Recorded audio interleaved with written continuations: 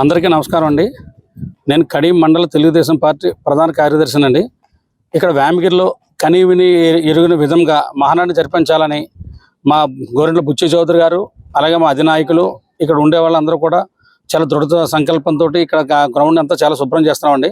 ఇక్కడ సుమారుగా 200 ఎకరాలు మొత్తం మహానాడు అవనండి, మినీ మహానాడు కానీ చేస్తున్నాం. 2 ప్రాంగణాలు కలిపి 200 ఎకరాలు సుమారుగా చదును చేసి భోజన ఏర్పాట్లు ఇవన్నీ కూడా అత్యద్భుతంగా ఎప్పుడు కూడా ఎక్కడా జరగని విధంగా మహానాడు వేమగిరిలో జరిగే విధంగా మంచి ఏర్పాట్లన్నీ చేస్తున్నాం. అలాగే వచ్చే వాళ్ళందరూ అతిథులందరికీ కూడా సకల సౌకర్యాలు కల్పించే విధంగా మంచినీళ్ళు కానీ, వాటర్ ప్యాకెట్లు కానివ్వండి, ఇవన్నీ చేయడానికి కూడా మా ఎమ్మెల్యేలు, తర్వాత మా కార్యకర్తలు, వేసిన కమిటీల వాళ్ళందరూ కూడా ప్రతి ఒక్కరూ చాలా కృషి చేస్తున్నారండి. పార్కింగ్ ప్లేసులు కూడా సపరేట్గా కేటాయించారు. ఎవరు ఎక్కడికి వచ్చినా, ఏ ప్రాంతాల నుంచి ఎక్కడి నుంచి వచ్చినా ఇటు సైడ్కి అటు సైడ్ పార్కింగ్ ప్లేసెస్ ఉన్నాయి. అలాగే ఏ విధమైన రద్దీ కాకుండా అన్ని బారికేడ్స్ అన్ని ఏర్పాటు చేసి ఎవరెవరిని ఏ ప్లేస్లో కూర్చోబెట్టాలో ఆ టైపు కూడా అన్ని కేటాయించారండి. అన్ని కేటాయించి ఎవరికి ఏ ఇబ్బంది జరగకుండా కనీ విరిగి జరగని రీతిలో ఈరోజు ఇక్కడ మహానాడు జరపాలనేసి పెద్దలందరూ నిశ్చయించారు. 100% చరిత్రలో నిలిచిపోయే విధంగా మహానాడు ఇక్కడ జరుగుతుందండి. ఎందుకంటే 15 లక్షల మంది ఇక్కడ రావాలనేసి మా ఎక్స్పెక్టేషన్ 15 ఉంది. ఇంకా ఎక్కువ వస్తారు కానీ అంతకన్నా తగ్గరనేసి మేము అనుకుంటున్నాం.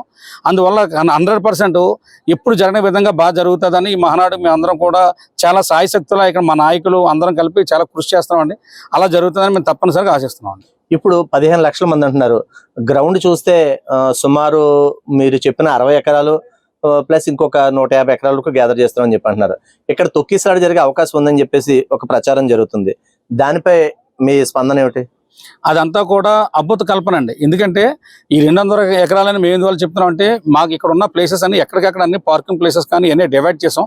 వచ్చిన జనాలను కూడా ఆ పార్కింగ్ ప్లేస్లో డివైడ్ చేయడం, తర్వాత వచ్చిన వాళ్ళని కూడా ఏ విధమైన తొక్కిసలాట గట్రా జరగకుండా ఇక్కడ మాకు అన్ని ఏర్పాట్లు ఉన్నాయి. అంటే ఎక్కడ గ్యాలరీలు ఖాళీ ఉంటే ఆ గ్యాలరీలో మా నాయకులు, మా కార్యకర్తలు, నెక్స్ట్ వాలంటీర్స్ అందరూ కూడా ఆ వాళ్ళ ప్లేసుల్లో అందరూ కూర్చోబెడతాం. అందువల్ల ఏ విధమైన తొక్కిసలాట గట్రా ఏమి జరగదండి. ఓకే, ఇప్పుడు 27వ తేదీ జరిగే సమావేశానికి సంబంధించి ప్రతినిధుల సభ ఎన్ని ఎకరాలు ఏర్పాటు చేశారు? ప్రతినిధుల సభ 20 ఎకరాలు ఏర్పాటు చేసామండి. అంటే అన్ని కలిపి భోజన వసతులతో కలిపి 15,000 మంది విఐపీలు అందరూ కూడా వస్తారండి.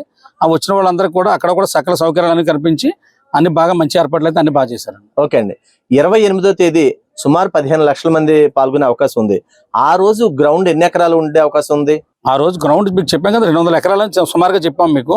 కానీ ఆ వచ్చే జనాభాను బట్టి మేము కేటాయించిన సీట్స్లో అందరినీ అయితే సర్దుబాటు చేసి సభను అయితే విజయవంతం చేయాలని మేమైతే అనుకుంటున్నాం. ఓకే అండి, ఇప్పుడు పార్కింగ్ ఇక్కడ దగ్గరలో ఎన్ని ఉండొచ్చు సుమారుగా మీకు మీ అంచనా?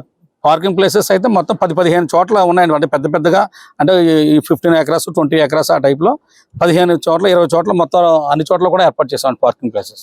పోలీసు యంత్రాంగం మీకు ఏ విధంగా సహాయపడుతుంది? పోలీసు యంత్రాంగం కూడా ఇక్కడ మాకు వర్క్ స్టార్ట్ చేసిన కాడి నుంచి కూడా వాళ్ళు కూడా వచ్చి ఏ విధంగా మీరు ప్లాన్ చేసుకున్నారు ఏంటి అనేది మా నాయకులందరూ, ఎమ్మెల్యేలు అందరూ, ఇక్కడ వచ్చిన పెద్దలందరూ కూడా అడిగి వాళ్ళు కూడా సలహాలు తీసుకుంటున్నారు. అలాగే వాళ్ళు చెప్పిన సలహాలు కూడా మా నాయకులు కూడా పాటించి, మీరు అన్నారు కదా తొక్కిసలాట జరుగుతుంది, అటువంటివన్నీ కూడా జరగకుండా ముందు జాగ్రత్త జరిగానే మా నాయకులు అలాగే ఇక్కడికి వచ్చిన మన పోలీసు వారు యంత్రాంగంతో ఇద్దరితో చర్చలు జరిపి ఏ విధమైన ఇబ్బంది జరగకుండా అంతా ప్లాన్ చేస్తున్నాం.